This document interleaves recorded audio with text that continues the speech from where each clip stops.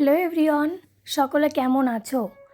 আসলে আমি না গতকাল আর না আজকে দুদিন ধরে বাংলাদেশের একটা ঘটনার জন্য এত পরিমাণে সেটা নিয়ে চিন্তাভাবনা করছি যে আমার অন্য কোনো কথা মাথায় আসছেই না। বাই দ্য ওয়ে, আমি চলে গেছিলাম গতকাল একটা বিয়ে বাড়িতে, মানে আমার বাড়ির একদমই পাশে আমার দিদির বিয়ে ছিল একটা।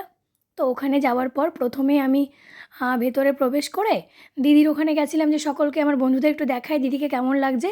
দিদিকে সত্যিই খুব সুন্দর লাগছিলো দেখতে। দেখো কি মিষ্টি লাগছে। দিদি কিন্তু আমার ডাক্তার, ঠিক আছে। তারপরে দেখো আমরা এই যে ফুচকা খেতে গেছিলাম, অল্পই খেয়েছিলাম কারণ ভেবেছিলাম যে এরপর আর অনেক কিছু খেতে হবে ভাই, তো অল্প অল্প খাই।